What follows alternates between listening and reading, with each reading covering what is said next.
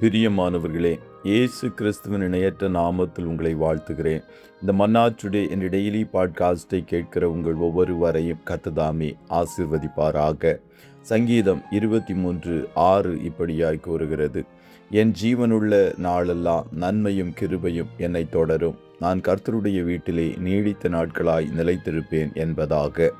நன்மையும் கிருபையும் உங்களை தொடரும். Goodness and Mercy shawl follow you என்ற தலைப்பின் கீழ் இன்றைய மன்னாவை தியானிக்கப் போகிறோம்.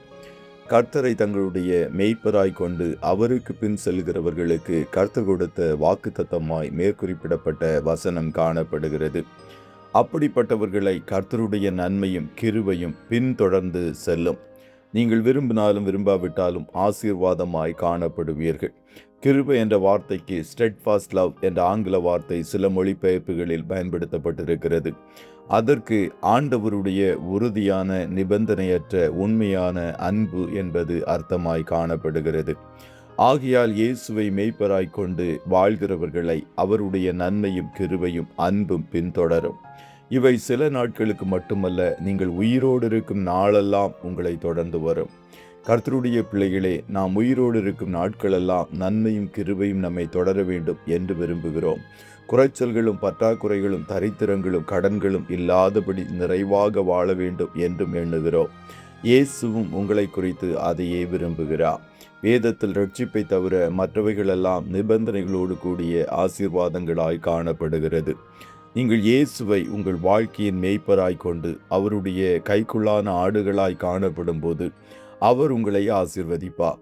ஆகையால் அவருடைய சத்தத்தை அறிந்து அவரை பின்பற்றுகிற ஆடுகளாய் காணப்படுங்கள். அநேக வேளைகளில் இஸ்ரவேல் ஜனங்கள் கர்த்தரை மேய்ப்பராய் கொள்ளுவதற்கு பதிலாக வேறு பலரை தங்களுடைய தலைவர்களாகவும் மேய்ப்பர்களாகவும் ஏற்படுத்தி கொண்டார்கள். அவர்கள் ராஜாக்களை ஏற்படுத்தி கொண்டார்கள், ஆனாலும் என்னாலே அல்ல அதிபதிகளை வைத்து கொண்டார்கள் என்று ஓசியா 8:4 கூறுகிறது. கர்த்தரை தள்ளிவிட்டு புறஜாதிகளைப் போல எங்களுக்கு ராஜா வேண்டும் என்று சாமுவேலிடம் கேட்டார்கள்.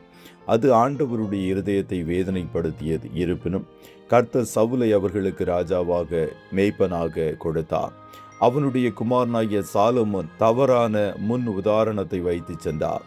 யூதாவிலும் இஸ்ரவேலிலும் தோன்றின அநேக ராஜாக்கள் கர்த்தருடைய ஜனங்களை தவறாக வழிநடத்தினார்கள்.